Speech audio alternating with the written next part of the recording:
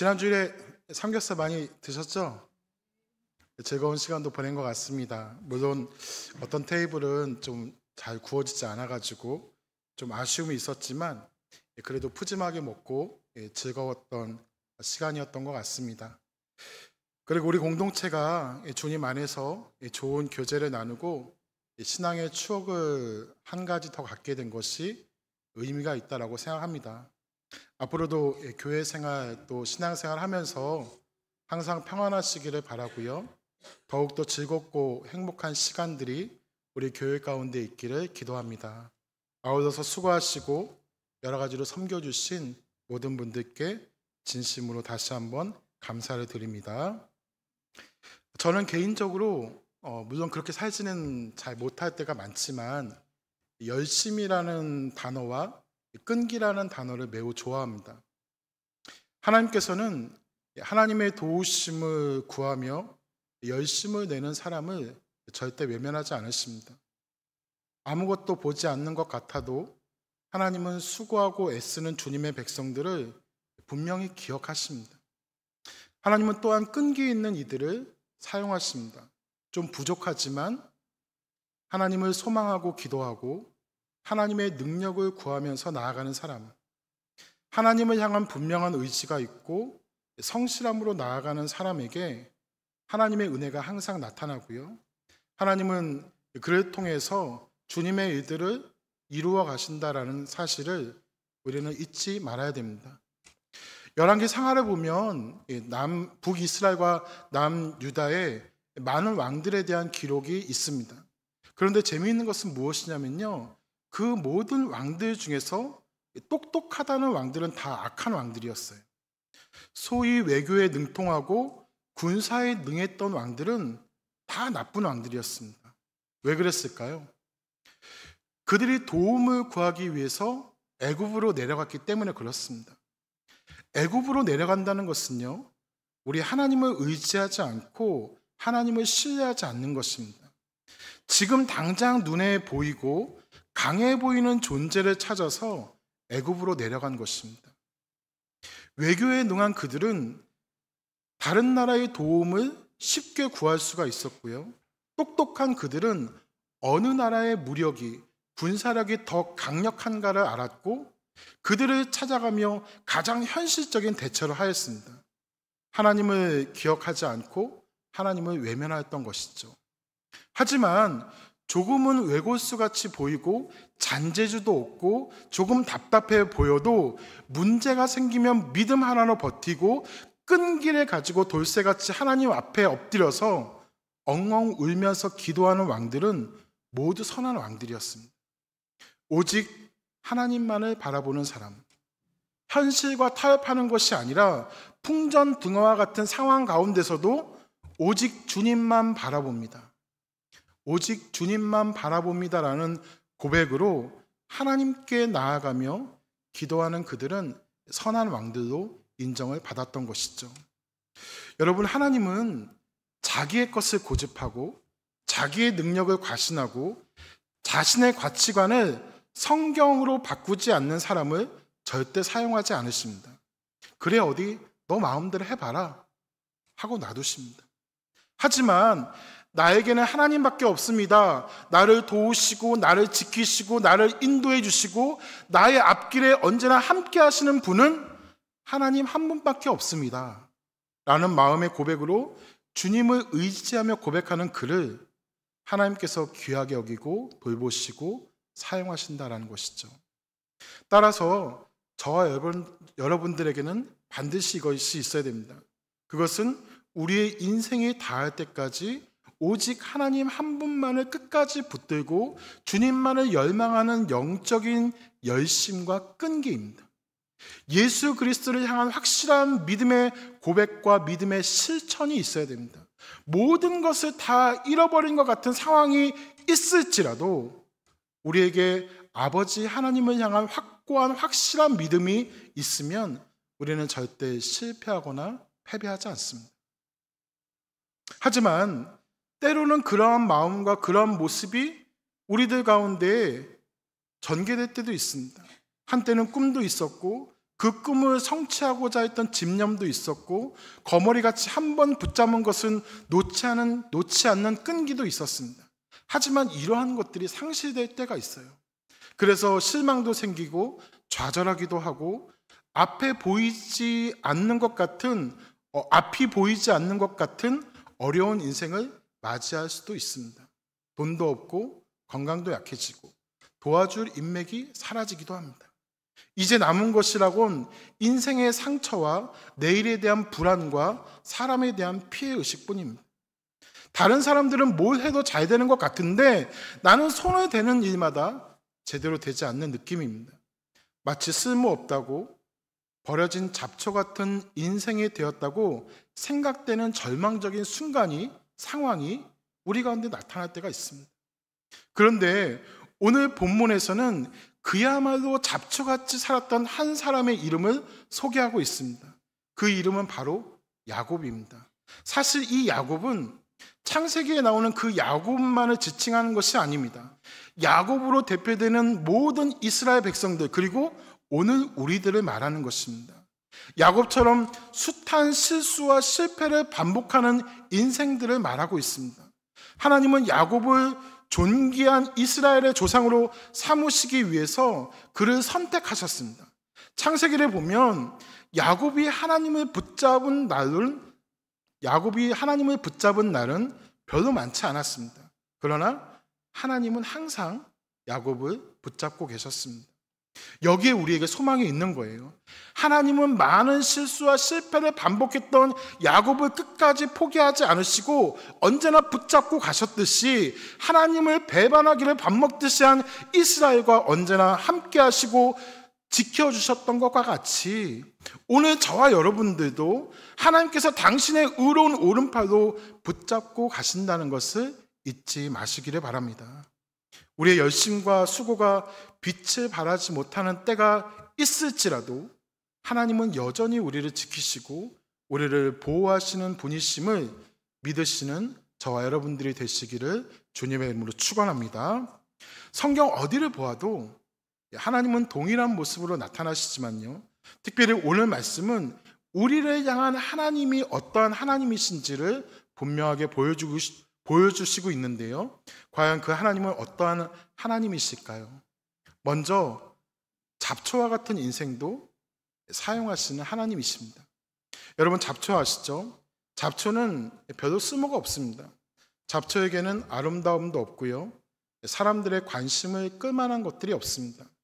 흔하디 흔하고 별 특징도 없고 별 볼 일이 없는 것이 바로 잡초입니다. 잡초는 끈질긴 생명력 말고는 자랑할 것이 없습니다. 그런데 그 끈질긴 생명력도 사실은 장점이 아닙니다. 사람들을 귀찮게 만드는 요소일 뿐입니다. 잡초 같은 사람, 별로 긍정적인 이미지가 아닙니다. 하지만 하나님은 잡초와 같다고 해서 그들을 무시하지 않으십니다. 오히려 하나님은 잡초와 같은 인생도 귀하게 여기십니다. 그리고 소중하게 사용하십니다. 마태복음 1장에 기록된 예수님의 족보를 보면 5명의 여인들이 나옵니다. 바로 다말, 라합, 룻, 밧세바, 그리고 마리아입니다. 남성 위주의 족보에 여성이 나온다는 것은 굉장히 흥미로운 일입니다. 그런데 그 여인들은 대단한 사람들이 아니었어요.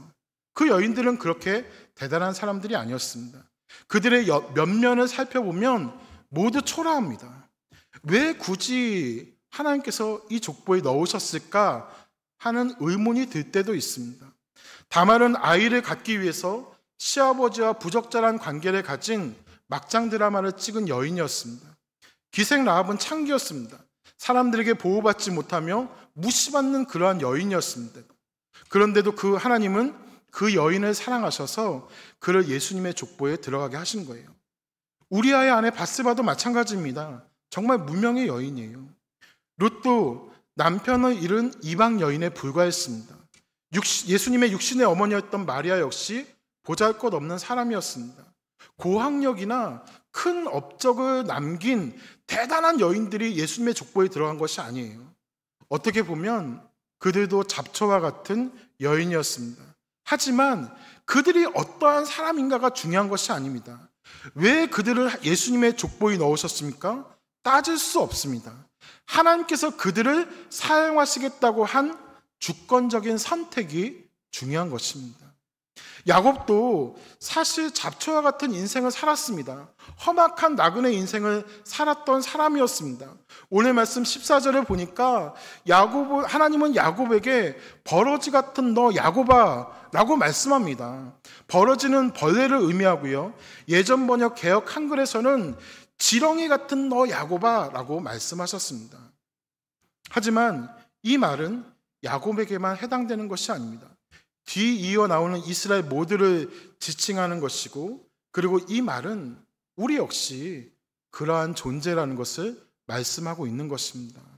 버러지 그리고 지렁이는 잡초와 같이 보잘것없는 존재입니다. 그런데 지렁이와 잡초는 닮은 구석이 있습니다. 지렁이와 벌레는 모두 잡초와 같이 멸시를 받는 존재라는 것이죠. 지렁이를 좋아하는 사람은 별로 없습니다. 아니, 아예 없다고 보아도 됩니다. 사람들은 동물을 애완으로 키우기도 하고 물고기도 키우고 심지어 벌레 중에도 애완으로 키우는 것들이 있지만 지렁이를 애완으로 키우는 사람은 없습니다. 물론 낚시하는 사람들은 지렁이를 가까이 하기도 합니다. 하지만 그저 물고기를 낚기 위한 떡밥으로 사용할 뿐입니다. 그것을 귀하게 여기지 않습니다. 그리고 이것들은 무시를 받으며 짓밟히며 살아갑니다.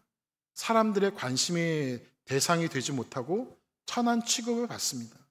아무도 알아주지 않는 존재, 아무런 관심을 받지 못하고 귀찮아하는 존재, 모두가 무시하는 존재가 된다는 것은 너무나도 서글픈 일입니다. 그런데 때로는 우리가 그러한 존재가 될 수 있다는 거예요. 하지만 그러한 서름을 받고 있는 존재라고 하더라도 우리는 소망을 가져야 됩니다. 왜냐하면 잡초와 지렁이, 버러지 같은 인생을 지켜보시는 날카로운 눈동자가 있기 때문에 그렇습니다. 그 눈동자는 바로 하나님의 눈동자입니다. 오늘 하나님께서는 버러지 같은 야곱에게, 지렁이 같은 이스라엘에게, 잡초 같은 우리에게 소망을 주시고 약속을 주십니다. 우리 화면에 띄워져 있는 14절 말씀 한번 같이 읽어볼게요. 14절입니다. 버러지 같은 너 야곱아, 너희 이스라엘 사람들아, 두려워하지 말라. 나 여호와가 말하노니 내가 너를 도울 것이라. 내 구속자는 이스라엘의 거룩한 이인이라. 아멘. 여러분, 혹시 내 인생이 잡초와 같은, 지렁이와 같은, 벌레와 같은 그러한 초라한 인생길을 걸어가고 있다고 생각하십니까? 아무도 나에게 관심을 갖지 않는데 아무렇지도 않은 척 연기하며 살아가고 있지는 않으신가요? 내 힘으로는 너무 버겁고 힘들고 어려운 일들로 인해서 스스로를 잡초와 같이 무능력한 존재로 여기지는 않으십니까? 혹시라도 그러한 상황 가운데 있다고 하더라도 여러분 믿음을 가지시기를 바랍니다. 그리고 하나님께서 주시는 소망의 말씀을 붙드시기를 바랍니다. 하나님은 분명하게 말씀하십니다. 두려워하지 말라. 내가 너를 도울 것이라. 두려워하지 말라. 내가 너를 도울 것이라. 이렇게 말씀하시는 주님의 약속을 꼭 기억하셨으면 좋겠습니다. 사실 예수님도 이 땅에 오실 때 마치 지렁이 같고 잡초와 같은 인생으로 오셨습니다. 예수님은 사람들의 환영을 받으면서 이 땅에 오시지 않으셨습니다. 사람들은 예수님을 하나님의 아들로 인정하지도 않았습니다. 예수님은 사람들의 경멸과 저주를 받으면서 십자가의 사역을 감당하셨습니다. 예수님도 힘들고 어려움이 있으실 때에 함께 하시는 하나님의 음성을 기억하셨습니다. 사랑하는 성도 여러분, 하나님은 우리 잡초와 같은 인생을 화초 같은 인생으로, 쓸모없는 인생을 쓸모 있는 인생으로, 지렁이와 버러지와 같은 인생을 이스라엘로 바꾸시는 하나님이신 줄을 믿으시는 저와 여러분들이 되시기를 간절히 소망합니다. 그리고 언제나 신실하고 변함이 없으신 능력의 하나님을 붙잡는 믿음의 종들이 되셔서 모든 문제와 어려움이 해결되고 우리를 잡초로 여기며 무시하는 사탄의 세력을 물리칠 수 있는 우리 모두가 될 수 있기를 주님의 이름으로 축복합니다. 두 번째로 하나님은 비전을 주시는 분이십니다. 야곱은 원래 사기꾼, 약탈자라는 의미를 가지고 있었습니다. 그래서 사람들은 그를 좋아하지 않고 그를 인정하지 않았습니다. 그래서 버러지와 지렁이와 같은 존재로 여겨졌던 것입니다. 하지만 하나님은 야곱을 그러한 존재로 머무르게 놔두지 않으셨습니다. 그의 이름을 이스라엘로 바꾸어 주셨습니다. 이스라엘이라는 이름은 하나님과 겨루어 이겼다는 의미와 하나님의 왕자라는 뜻을 가지고 있습니다. 야곱을 하찮은 사람으로 놔두지 않으시고 하나님의 왕자로 놔두셨습니다. 존귀한 하나님의 백성으로 살아가게 하신 것이죠. 우리 하나님은 잡초에게서 꽃을 보시는 하나님이십니다. 지금의 자금과 연약함을 보시지 않고 앞으로 바뀌게 될 나무로 여기고 길을 보여주십니다. 예수님도 갈릴리 어부들에게 사람을 낚는 어부의 비전을 주셨습니다. 하나님의 큰 일꾼으로 세워주신 것입니다. 하나님은 오늘 우리들에게도 비전을 주시고 주님을 위한 삶을 살아가도록 인도하심을 믿으시는 여러분들이 되시기를 바랍니다. 그렇다면 오늘 말씀에서 하나님께서 야곱과 이스라엘에게 그리고 우리에게 어떠한 비전을 주셨을까요? 우리 15절 말씀 한번 같이 읽어보겠습니다. 15절입니다. 보라, 내가 너를 이가 날카로운 새 타작기로 삼으리니 내가 산들을 쳐서 부스러기를 만들 것이며 작은 산들을 겨같이 만들 것이다. 아멘. 이사야가 이 말씀을 기록할 당시 이스라엘 백성들은 바벨론으로 끌려가서 그들의 지배를 받는 보잘것없는 나라와 사람들이었습니다. 그들은 아무것도 할 수 없는 무력한 사람이었고 그저 포로들이었습니다. 여러분, 지렁이에게는 아무런 무력이 없습니다. 지렁이는 누구를 공격하지 않습니다. 지렁이는 밟히면 꿈틀거릴 뿐이지 공격하지 않습니다. 아니, 꿈틀거리면 지렁이 주제에 꿈틀거린다고 오히려 더 짓밟힙니다. 지렁이는 길을 가다가 길이 막히면 기다려야 되지 길을 열지 못합니다. 그만큼 무능한 존재고 지금 이스라엘 백성들이 그러한 상황이라는 거예요. 그런데 하나님께서는 그 지렁이와 같은 야곱 그리고 이스라엘에게 이가 날카로운 새 타작기계와 같은 비전을 주신 거예요. 그리고 그 비전을 통해서 산과 같이 거대하고 넘을 수 없을 것 같은 모든 장애물들을 부스러기와 겨로 만들고 막힌 것을 뚫고 평탄하게 하시겠다고 말씀하십니다. 모든 장애물들을 부숴버리는 강력한 기계가 되게 하신다는 거예요. 우리 눈에는 모든 것이 막힌 것 같이 보일지라도 하나님은 길을 열어주십니다. 모든 것이 막힌 것 같아도 하나님이 예비하신 길은 막히지 않았을 뿐더러 하나님은 우리를 위해서 길을 예비하시고 만들어 주셨습니다. 이사야 43장 19절 말씀 보면 보라, 내가 새 일을 행하리니 이제 나타날 것이라. 너희가 그것을 알지 못하겠느냐.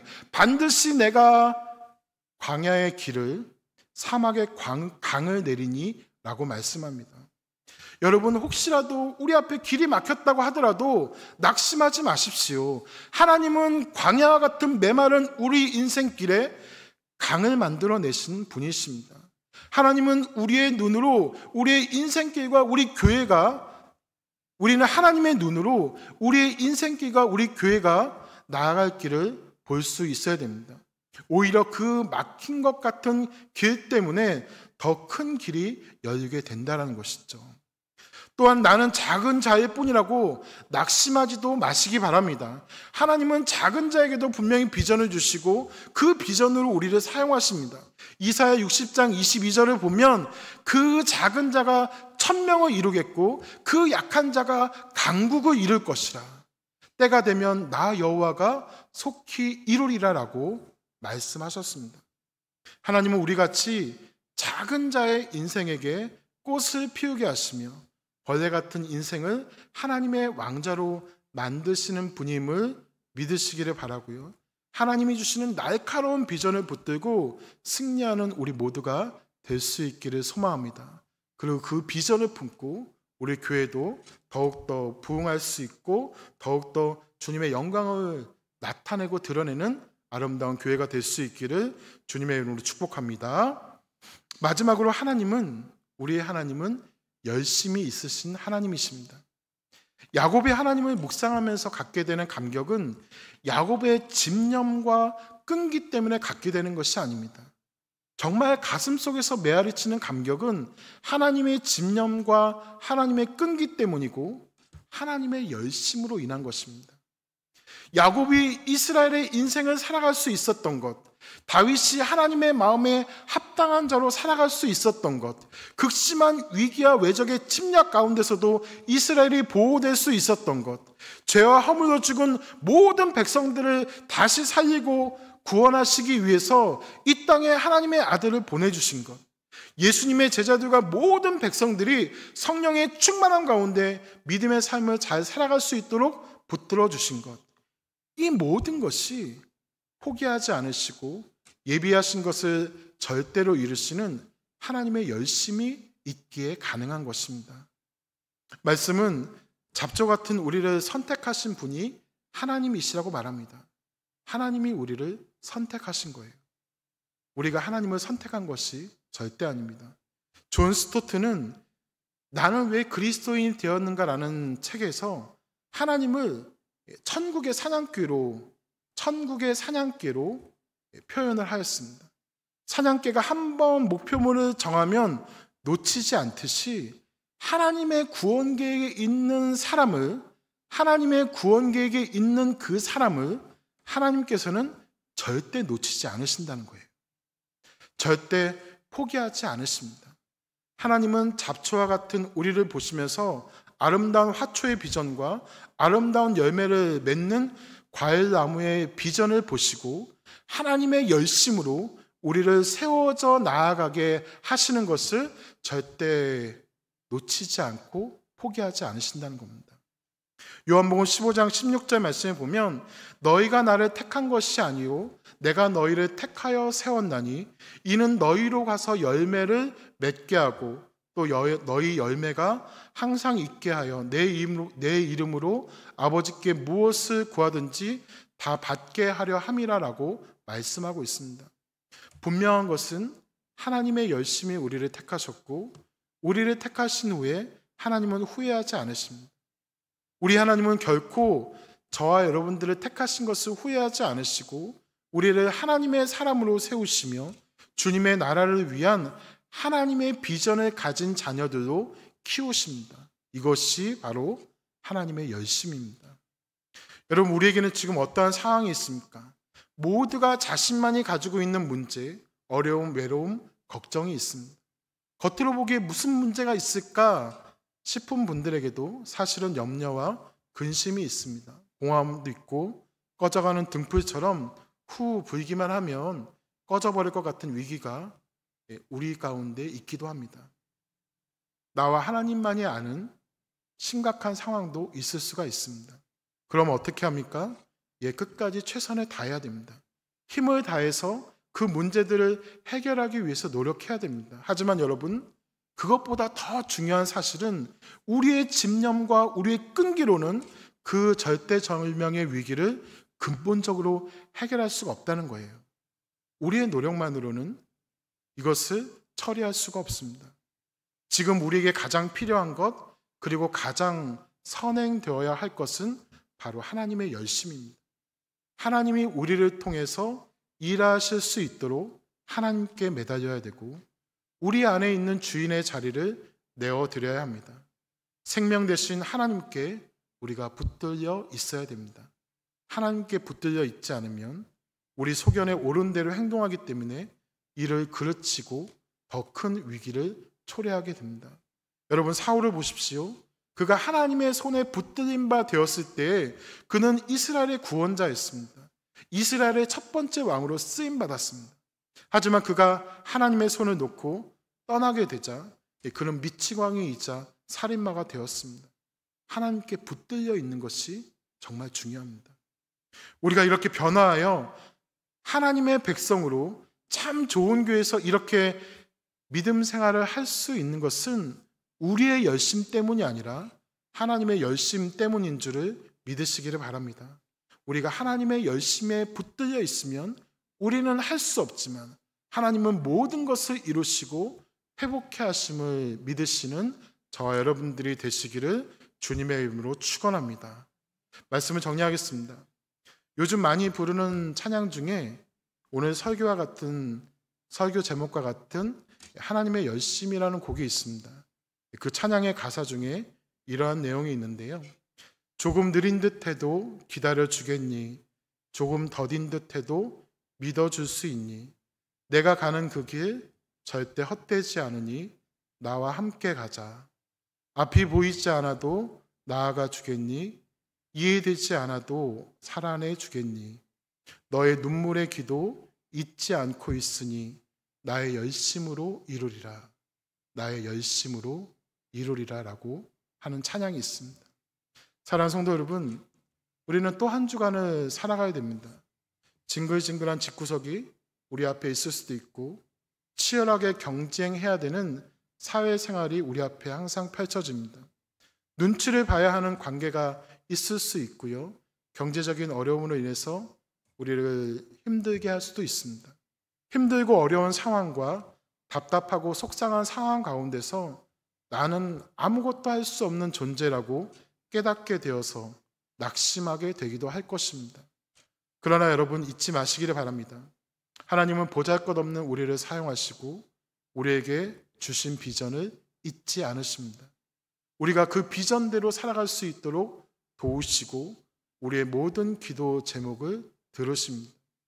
우리는 존귀한 주님의 자녀임을 나타내십니다. 그리고 그분의 열심으로 모든 것을 이루어내고 마십니다. 하나님의 열심으로 우리를 위한 모든 일을 성취되게 하시고 우리를 도와주십니다. 그렇게 우리는 하나님의 약속을 신뢰하며 우리에게 주어진 삶을 힘차게 살아가야 하는 것이죠. 그러면 분명히 주님이 이루어 주실 때가 있습니다. 하나님은 항상 하나님의 열심으로 우리와 함께 하시기 때문에 그렇습니다.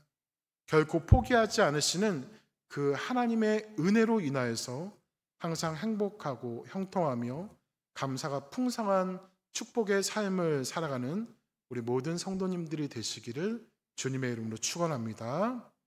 우리 시간 십자가 그 사랑 다시 한번 찬양하고 함께 하나님께 기도하는 시간 갖도록 하겠습니다.